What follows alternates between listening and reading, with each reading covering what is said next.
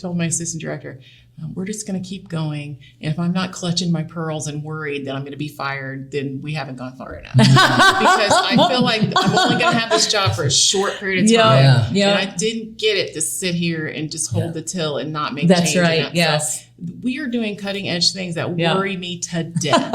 And I hope that the people that are incarcerated understand what they have been given.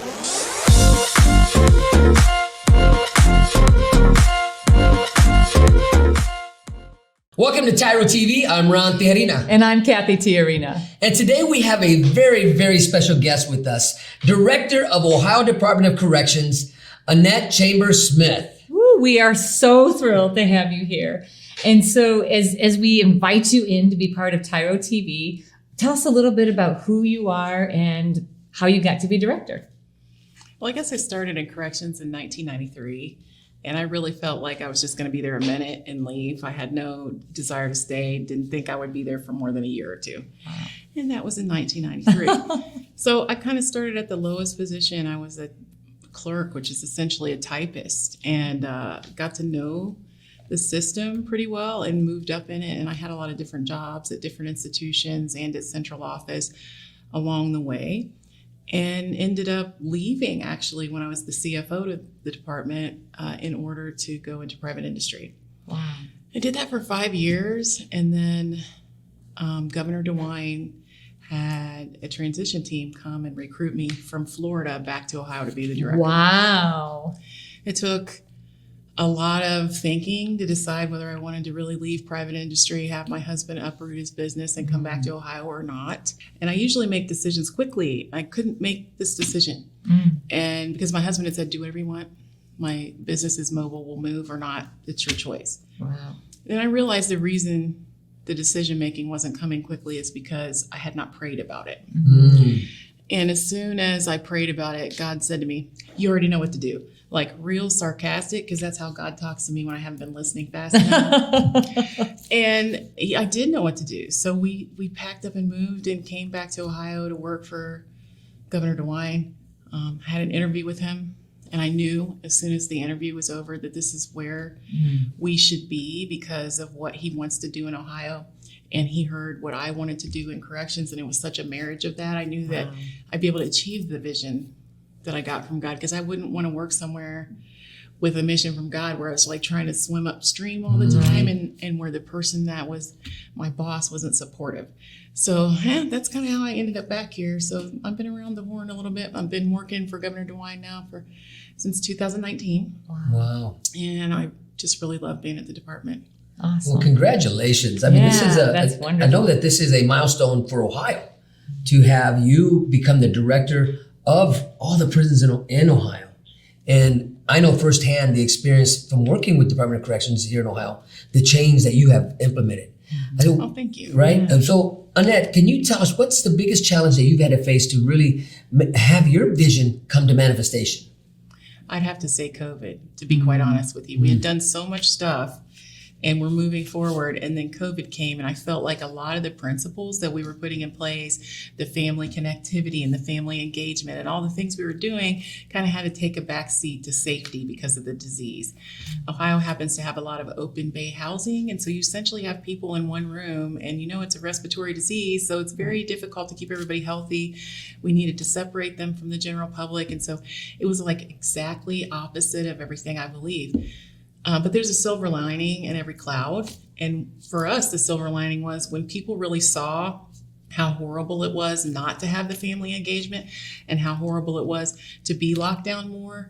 I think that helped a lot of the staff who were a little bit reluctant to get along with the vision, to see how good it was, to really, it proved to them before and after what a difference it makes. And that is huge, because I know our personal experience, the visits, the phone calls, the letter writing that we got to experience, that we had to really navigate through to make it work. And it saved our family.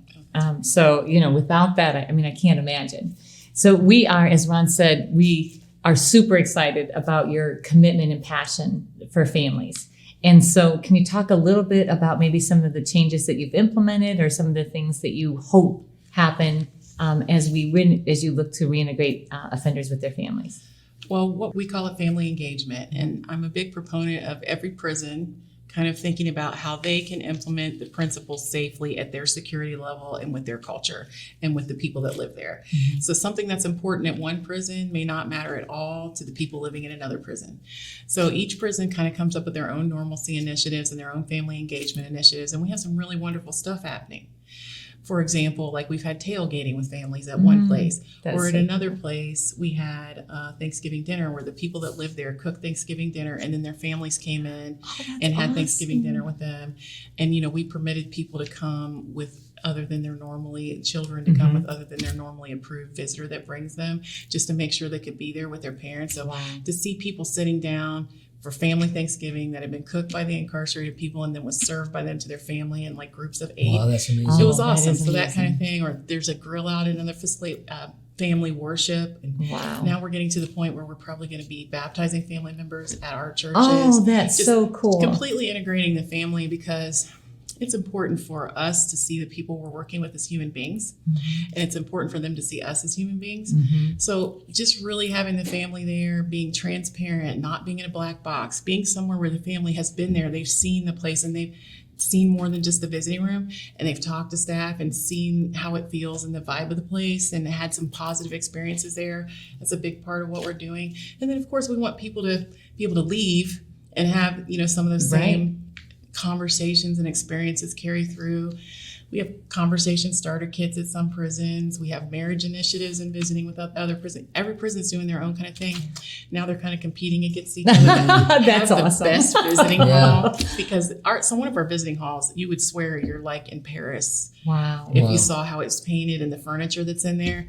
And the families tell us, like, I'm calm in here now. It doesn't feel institutional. I can have a conversation. It's relaxing furniture. Or putting the Xbox in place and letting the fathers play with the children. Or one of the initiatives of Fran DeWine, our first lady, is the Imagination Library with Dolly Parton. So we have one in every prison now. Oh, that's and they're awesome. decorated for that interaction. And as you know, you can get one book a year per month, one book per month for the first 5 years of your life after you sign your child up. And that's nationwide. But in Ohio, we said every prison's going to have this, and we want to make sure our people are signed up. That's awesome. We also signed our prisons up so that the father is reading that same book at the same time the child gets it, and then they have something to talk about. Oh, that's huge. So anything that causes it to be easier for the family to interact with us, easier for them to interact with their person, and, you know, just make those connections, because when people leave prison, they're going to be with some family member or a friend. And if we break those relationships while they're incarcerated, they're up a creek without a paddle. So we have to make sure they're as strong as possible and as healthy as possible. That's what we're trying to do. Well, I love your vision. I love your passion that you have brought to the state of Ohio and really bringing change and helping others see. You mentioned a little bit ago how during COVID, the liner in the clouds was the detriment the COVID happened, you know, the separation of family and family and the children, really. But to really help navigate that and have the staff, hey, look, this is part of the healing process. And you're getting the staff engaged in part of the healing process, not seeing it from the sidelines, but being more engaged. And you said one more thing before I turn it over to you, Cathy, is that you said that you've allowed each institution to create what's to happen. That's what I heard you saying. And that's pretty cool too, because I know, you know, during the time that I did, I was in 7 different prisons, 7 different atmospheres, 7 different ways of running it, Very much. and not really being able to even adapt because you didn't know what to expect, because the family strengthening component as it is today wasn't like it was there. It wasn't there when I was incarcerated. There's definitely certain basics that are a thread throughout. So we started a family council. That was a vision that I had when I came, that we would talk to the family about things we're doing that are irritating or that are senseless to them, or even explain things that they ask questions. So we've used our family council in lots of ways. For example, they told us in visiting, you know, a lot of times people are told they're not dressed appropriately, but you drove a long way and you don't maybe have a way back. Maybe it was a bus or something. There's no Walmart anywhere near our prisons or out in God's countries. And here you are, right? So we actually have clothing now that we will give to someone who's not appropriately dressed, so we can just keep it moving and have a That's visit. awesome. And that was I love that was that. donated by one of our partners. That's or, awesome. for example, they did not like the reservation system. So now we have a new reservation system. Or one of the things we're still working on, but I think we've got it licked, is each time you went to use the vending machines at a different prison, there was a card. Yes, The card was only good for that That prison, yes. So right Oh, I now, remember. we're going to be transitioning over to just use your debit card, for heaven's sakes. Yeah, Right. that's And wonderful. that'll help people. So they bring things to us that are difficult, and we try to get rid of those barriers, fix it. Or if we can't, we explain it and at least have some understanding. Yeah. We used them during COVID to understand what communications weren't making it all the way to them and what their worries were, so that we could address those. We even just rebid our technology contract, and they told us what was most important to them, and we used that information to bid those things into our contract. Wow. So we got a 60% decrease in the cost of our phone time, which of course plays back into everything else, family Oh, connections. yes. Huge. Oh, that's huge. One of the things I'm particularly proud of that's in our contract is that you get an hour of free phone time when you become a new incarcerated person. So before there's any money on the books or anything else, you get that hour to make sure you can Wow. contact with your. So we're just trying to make it so that you can really stay in contact with your person. Yeah, because that is like all these things you're talking about were like things that I we wish I experienced. had that, right? Yeah, I wish I had that. Yeah. And just the whole barrier. And I remember, that there were a group of us wives that we would go and we would frequently see each other, and we would see, new people come in and get dinged for their clothes. So we would always have like big T-shirts or really? things in our car. And so that's awesome because you don't, it's like there were 3 of us that were doing it in the thousands. And you guys met each other, and that's wonderful. But we started a website so our people could carpool. Because there's a lot of people going. So you just get on and say, is anybody going to Mansfield on Tuesday? Maybe there is, maybe there's not. It's not anything we did. We just opened up a website and told everybody. Or it's actually that's a big deal. It's on Facebook. So you just get on and you say, That's a huge deal. I need a ride to Mansfield. Is anybody going on Tuesday? And Yeah. then they start to meet each other and they can carpool, which is more friendly anyway. It's very Right. sad when you leave the visit. Yes. But if you're in a car with other people, You it can make it be you can better. decompress Right? together and share. Yeah, we used to, stand in the parking lot until we were afraid because we would see the COs going around. We're like, okay, we probably better disband. We're not gonna go. But yeah, it's a big deal to have somebody else to connect with. So I want to go back to our first question, and you said that you got in as a clerk, you weren't really planning on staying in corrections. So what attracted you, or what held you there? Why? Because you're making huge difference now, and I'm sure that wasn't your plan when you started. So what happened? What changed your mind? well, it's an evolution. You enter corrections and you were taught in the academy how to behave, how to have an appropriate relationship between yourself and the incarcerated people so that there wouldn't be inappropriate relationships. And it was very heavy on that kind of stuff. And this over time, I've had mentors, I've had relationships with incarcerated people and their family members, and just really have evolved. It did not happen overnight. I've been doing this since 1993. Right. But I started the evolution in the very beginning when just little things that happened. Like I'll tell you this story. I had, back then we had what we called clerks, and I was a secretary, and he would type things. And he was out on the yard one day, and apparently he tried to say hello to me, but I was like so focused on not interacting with the people around me that I didn't even notice he was there. And so he was like, when you're walking across the yard, you don't see anything but a sea of blue, do you? That's the color of their uniform. Right. And I was like, no, I don't. And he was like, yeah. And I thought, oh, that's just really horrible. And so then I started trying to see them all as individuals. And I worked in unit management. I was a secretary there. And, I did all the support for the case managers and things. And that's when you start helping individuals and hearing their life stories. And that's when I started developing this very there before the grace of God go I thought about what corrections is about. Yeah. Because Wow. I really do believe anybody could end up in corrections one way or another. We're not perfect. And even if that is, driving when you're too sleepy or something else, like there's ways that you could, so none of us is above that. And if you think of it like that, you want to run a prison system that you could live in. Not that you want to live in, but that you could live in, that you think it's fair, that you think that your needs could be met, that you think you could be rehabilitated, That's what it's about for me. It's like, meeting the needs of the people and, helping them mend their life and move on. So it started with little things in the beginning and getting to know people and just developing a different slightly philosophy. Then I went to work at the female prison from the male prison, very different. And there it looked to me like a free for all. I was like, what's happening in this place? But I was a deputy warden there and I learned a lot. And that's when you start to think, really, this could be getting done in the male facilities. There's no reason this should just be the bastion of the female facilities. All these wonderful programs should exist for the males too. So that was a part of my evolution. And then I was the CFO for a while and I was like, we got to figure out how to fund that. We got to figure out how to divert money over here. Just all the different positions. I was an investigator. I was an inspector, which is like an ombudsman. And a warden and the health authority. So I did a lot of different jobs inside corrections before I left to go into private industry. And then when I came back, as it turns out, because God obviously has a plan, all those different little jobs I did had poured into the thinking and the evolution of my thinking and all of that.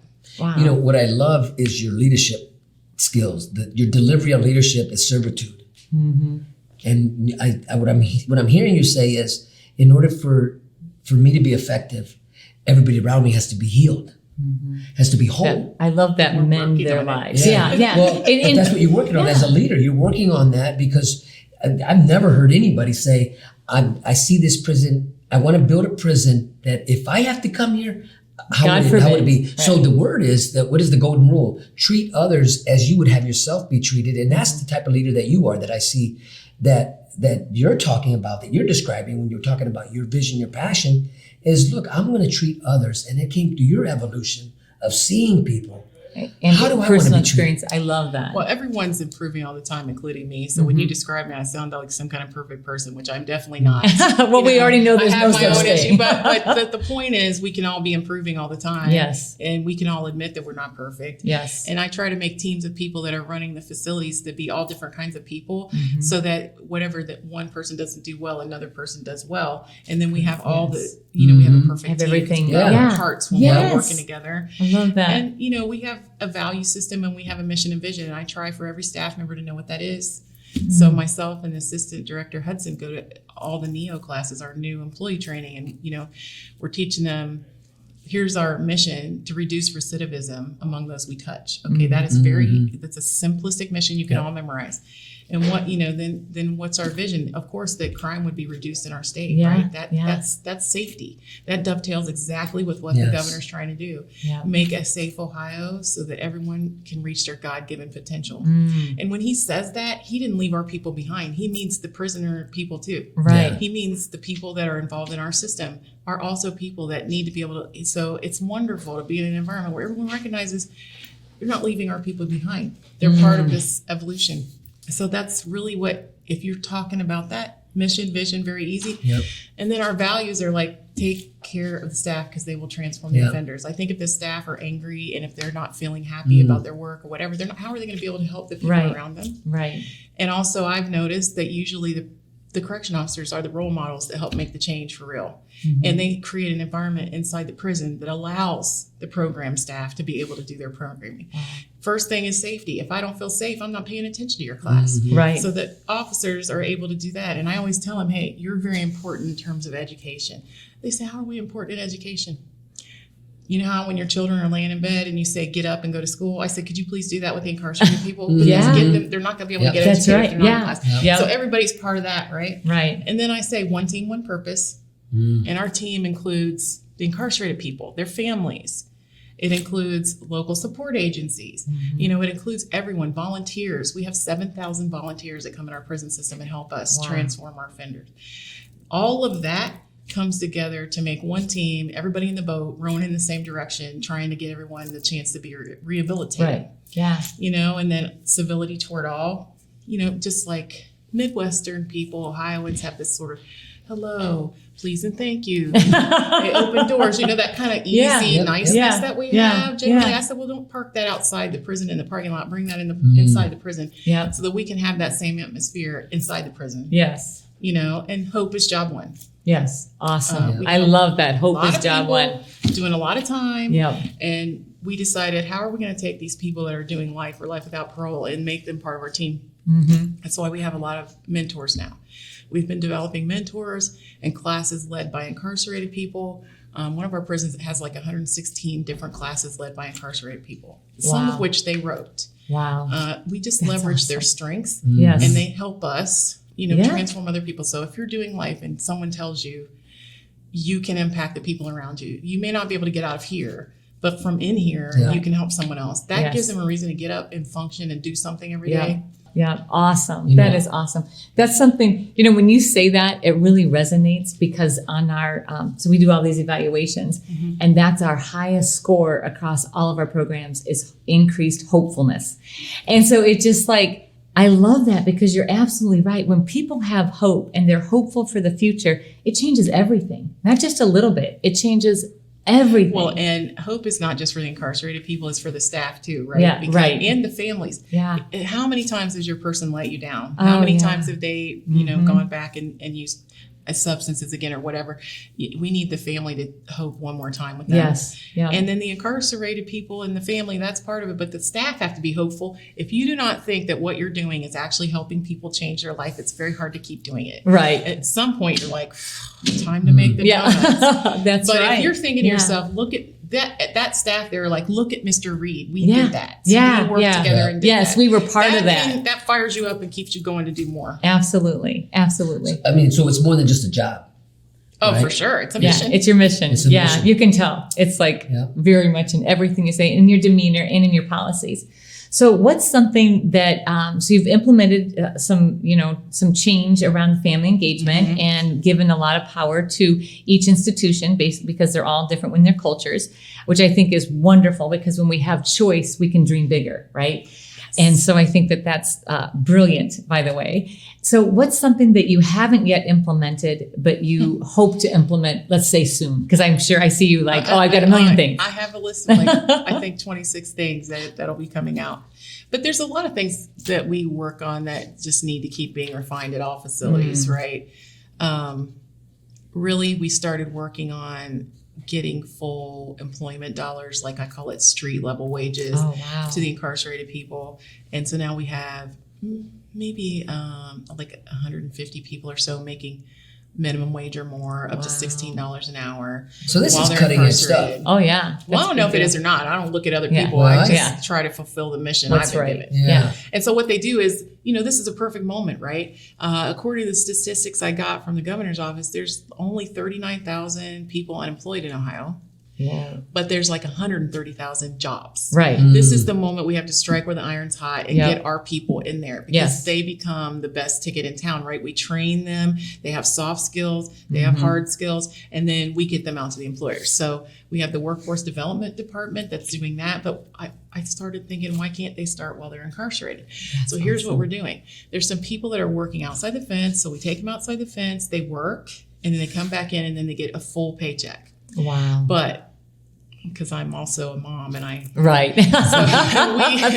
we changed their policy around their savings so that they have to save all but $200 when they go out and work for those full wages. That's great. And then the rest of the money, it sits there and waits for them to leave, or they could use it to pay fines and fees.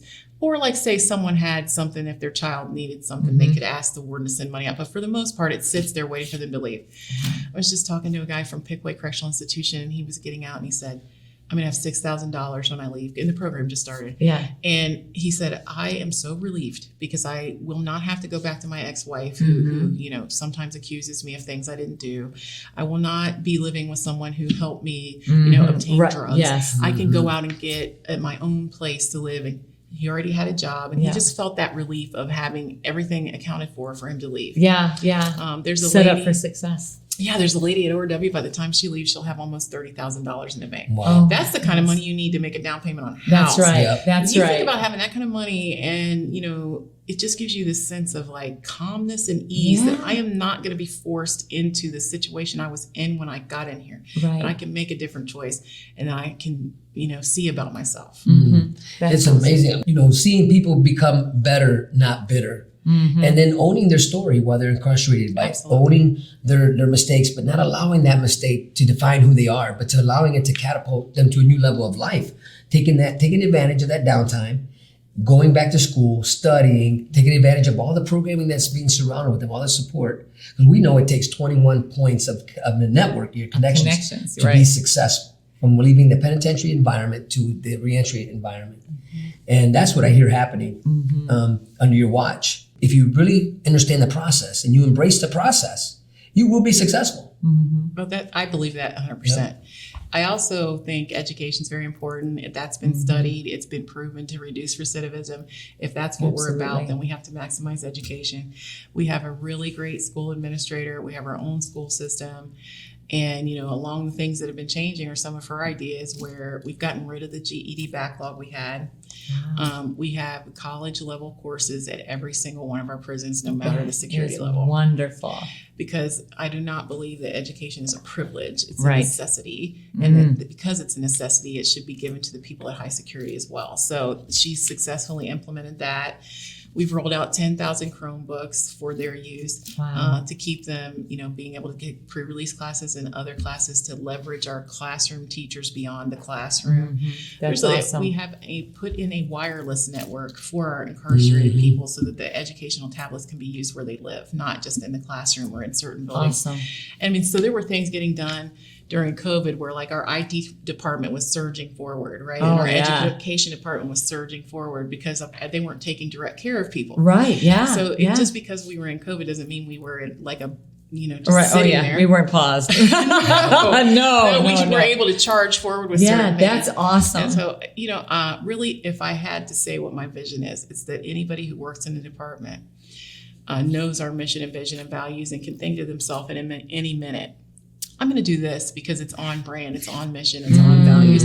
Wow. And instead of everything being thought at the top and pushed down, I'd rather have people, I want to go out into my prisons and see things and be like, oh my gosh, that's awesome. And it happens now. I'm like, oh, look what they're doing over here that I never even knew, heard of, or thought of, because it really won't be as good as it can until all the people that are working in the prison system and living in the prison system are like really doing those innovative things. One person can't think of all that stuff. Right. That takes a team. We have a great team here and they're very innovative. So we have a saying here called, like I'm a dad, right? I'm a dad and then some. I may be an employer, a boss, and then some. I'm a husband and then some. So maybe you're a correctional officer, and then some. Right. Definitely. Yeah. Right? That's awesome. So if there was one thing that you would want the families of those incarcerated to know, there's one piece of advice or something that you would want to say to them, what would it be? I know they've let you down a lot of times, but they're with us now and we're trying to rehabilitate them. So if you could just give them one more chance. I love your heart. You make me cry. Okay. I know my sons grew up visiting me in prison. I mean, they were 3 or 4 when we went in. And I would just want to share a little bit our experience, because I started in Lucasville. Yeah. And because the feds came in that time, if you remember, I was a CRC. My bunk was on the floor. On the floor. We don't have anybody on the floor anymore. Yeah, so they came in and they God. said, That was a priority. They said, Yes, clean it thank up, right? And so they put us all, that was close security. And so they said, okay, they said about, maybe 200 of us one morning to SOCF. I'm 25 years old. I'm scared, right? But as you said, God has a way. And so the men that I got to meet, guards and inmates, surrounded me and began pouring into me and encouraging me. Yeah, like in such a powerful way that when I went to go see him, it was like seeing him at county jail and seeing this terrified kid.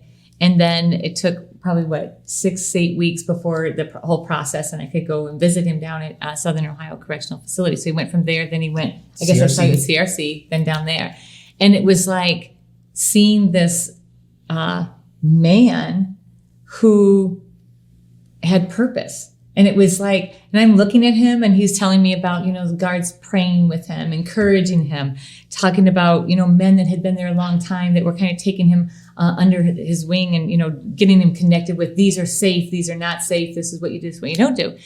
And it so struck me because here I am thinking I'm free and I'm miserable and depressed and hopeless, and I'm going down to this maximum security prison. Yeah. And here my husband is coming out full of hope and telling me it's going to be okay. And it changed our lives. I mean, and so of course our first mission was to save our own family. Yeah. But then it inspired in us to look around in the other family and say, okay, so we've been given this incredible gift of our family being rescued because of different points of connection from different vantage points, caring enough and seeing us as human beings, not seeing us as whatever the news said or whatever the neighbor said or whatever their... Just crying her. I know, stop it. I'm trying so hard not to. You know, the breakthroughs that happen over time, you know, every new breakthrough we kept overcoming and seeing new breakthroughs in our relationship and our family structure, you know, getting from one unit to honor units, getting extra visits, earning the merits in there. But then when I came home, where I remember my parole officer, I'm going through a grocery store and I see him and he says, "Hey Ron, how you doing?" I say, "I'm doing good." And he says, "Hey, I want to introduce." Home for a I've while. been home a while, and I was no longer on parole. No, it's been 2 years. Yeah, I was no longer on parole, but I seen him and he says, "Hey, I want to introduce you to somebody." I said, "Okay, cool." So he begins to introduce me to his family. That's a breakthrough. Yeah. So Ron gets his car and he like tears up and he said, like, he sees me as equal. He introduced me to his family. He says, I you mean, know, because, you know, you always do the, oh, don't, you know, keep my family separate from the people. And he's like, you know, that's just like such a wonderful, amazing compliment to be welcome into the circle of community, wholly and completely, which is, you know, I'm That's the goal. yeah. And I love that. I love I like that. to say we're building better our neighbors. Yes. And these are the citizens that are going to go out. You know, that's why we have all kinds of work that people can do to give back to the community and volunteer. I mean, that's the type of people we're trying to create. Neighbors, newly minted citizens that leave our department, that volunteer, that become the person that helps shovel the sidewalk next door of the lady that's got a broken leg or whatever the case may be. Good neighbors. Yes. And if that's what we think we're building, then, you know, we're going to We have to interact with them be as that. such. Yeah. And it's wonderful to see the things they can do. Like during COVID, our people could have been negative. They could have been they complained a little, but they could have been really negative. And what they did was they started making masks for people. You know, the Catholic Church was able to get enough masks for the school and the hospital to use. This is back before you could buy them, obviously. Right, yeah. Our people created them, and then we had them sanitized, and then the Catholic Church, they got everything they needed from the volunteerism of the people working in the prison and living in the prison. Wow. You know, that is what our people were doing. They were doing hand sanitizer. They were making, you know, gowns. They were, those things were helping all of Ohio get through COVID, and they chose to do positive things instead of tearing the place up and complaining. Yeah, that's awesome. That's because if you start having a sort of a system inside where people feel like they're part of the community, they're going to be part of the community again. They're contributing. And the visitors come in and the volunteers come in and they like work together. Then they see themselves as part of that and they don't just have dead time. Right. That's the worst time you can have. If you're not doing anything productive, you're wasting all of our time. You know, and as a result, we have the lowest new crime recidivism rate we've had in 15 years. Wonderful. So that's awesome. That's the That proof is is in the huge. pudding and the eating thereof. That is huge. We have about, you know, somewhere between 5,000 and 6,000 people less incarcerated right now. Well, And that's not really just because of DRC's doings. That has to do with all of the state of Ohio trying to work together. Governor DeWine put Recovery Ohio in place. That was all about trying to get mental health and substance use treatment in the right place before people are involved with the criminal justice system to be diverted. So about almost a fifth of our budget goes toward things in the community. wow. And also some of the first things that Governor DeWine plugged me into were all these activities outside of corrections dealing with trying to make it so people don't come back. Wow. We now have a strategic plan in Ohio around medication-assisted treatment that includes the incarcerated people. And, you know, there's a ribbon cutting in Lorain next week where we're going to have a complete, all the ways you can, different types of mat available to our people so that, you know, if we give that to them, the hope is that they'll be able to accept the programming and have their minds clear to move, you know, just, that's awesome. Yeah. And to work in a system where the staff are supportive of that and want that to happen and understand what medication-assisted treatment can do and some of the stigma's gone. Like those are all very important things outside the prison and inside the prison. And, you know, I just hope people can get the treatment they need so they don't have to That's be in the system. Yeah, That's what. that's So awesome. let me ask you this one. I don't know sure what we're doing on time, but what's next, Annette? What's the next big thing you want to tackle? Well, then There isn't just one thing, but we're just going to keep pushing. And I told my assistant director, we're just going to keep going. And if I'm not clutching my pearls and worried that I'm going to be fired, then we haven't gone far enough. Because I feel like I'm only going to have this job for a short period of time. Yeah. And I didn't get it to sit here and just hold the till and not make That's change. right. So Yes. we are doing cutting edge things that Yeah. worry me to death. Okay. And I hope that the people that are incarcerated understand what they have been given and they don't mess up for the next guy. Because Right, That's yes. all it takes is one person to screw up and then everyone wants to throw the baby out with the bathwater. Right. So we had for the first time took a busload of male incarcerated people into a female prison, and we were filming a pilot for Disney and ABC at John Legend, and it's going to be very cool. So if you see it, but men were in there, and we bust them inside, and I got on their bus and I was like, "Do not be naughty. I need you to behave. This has never happened before. You know what I mean? So please do not make an ass of me." Right. Yes. And they were like, we're not going to. And I was like, okay. So they went in, they were perfect gentlemen all day. They enjoyed themselves. The women enjoyed themselves. We left. The pilot got filmed. It was fab. I've seen some of the footage. You know what? Trusting. Okay. Help, work with me, people. Hold to the standard. Yeah. And give them the standard. That's right. Yeah. That is wonderful. So I have a question. So you know a little bit about TYRO and about what we do here. How does what we do align with your dream or vision of what you'd like to accomplish? Well, it aligns exactly, because if you've been hearing me talk about family, about the connections, about all of those sorts of things, it's almost like completely dovetails, you know? And we were just talking today, like I don't want it to just be for the incarcerated people. We have an employee support team we built, and some of the things that we have for programming for the incarcerated people, we need to have for staff, like the marital encounter things and, you know, the financial things. And so, you know, one of the things we're doing is expanding our employee support to do the exact same type of programming that the incarcerated people get. We're all just people trying to get by in life. Right. Yeah. But since you asked that question, there is something I would like to do. Uh-oh. I'm gonna go off script. Uh-oh. So, you know, I talk about one team, one purpose, and how you've made an impact in our department and in the lives of so many people. This is the impact award for the department. And I just wanted to give you guys one. Oh my gosh. I don't know. Can you zoom in on that, T? Can I hug you? Oh. Yes. Thank you. Wow. Thank you for helping our people. Thank you. You know, It's our privilege. I want to see that framed on the wall when I come back here. Oh, you will. You will. We'll take a picture with you. We'll frame it on the wall. So this is what I'm talking about. If men, the families that we get to work with, and one of my heart is dads. You know, we work with the fathers, because we're, you know, with all the men that when you find yourself incarcerated, we're working with grown men with little boy issues. Yes. And if we can get them to handle and work through the trauma that they grew up with and never addressed, and they went into their adulthood with all that baggage, and then they thought it could.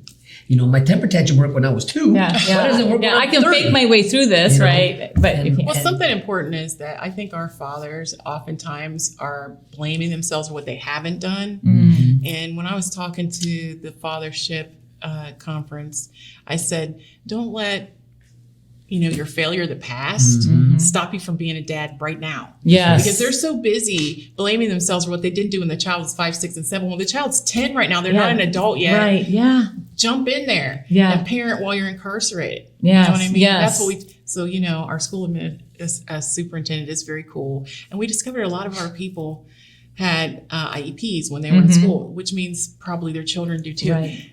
And no one knows how to navigate that process. So what she did was she created a class so that our men could go through it. So then when they're calling home and talking to their significant other and child, they can give information that they don't have. And they right now, they're like the most important person on earth in terms of that person's education, helping navigate that is awesome. We just want our fathers to parent while they're incarcerated. Yes, absolutely. Thank absolutely. you so much. I'm honored. I'm privileged. Yeah, humbled. This is thank you.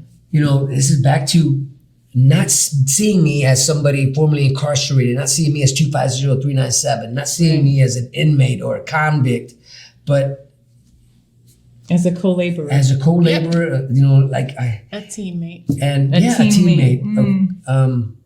I'm valued. I'm validated.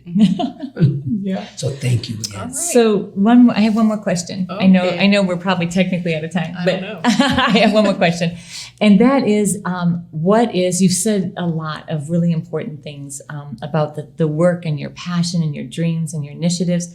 What would be one thing that you would say directly to those that are incarcerated, if they're still in prison and they're trying to figure out what's the best way forward? You know, what do I do now? What would be your what would message? your one piece of And just tell advice it to be? that camera right there. Right there. There's a lot of things going on in the prison. Everything's not your cup of tea, but find just one activity to join, or one group or one class or program, and just get started. Far too many people are spending all their time in recreation, and time is passing you by, and you will never have another moment in your life where you're not commuting, or whether you're not trying to pay bills, where you can work on yourself, and do not waste it. Just start with something, and I guarantee once you start with something, you're going to want to do something else. Awesome. Thank you. Awesome. That's Well, wonderful. thank you so much. It Well, has been an honor and a privilege to have you here with us today. I cannot thank you enough. Thank you so much. Thank you for having me. Oh, of I course. appreciate everything. Well, you that's do. it for TYRO TV. We hope you enjoyed this episode with Director Annette Chambers-Smith out of the state of Ohio. And we are so proud to have her here with us.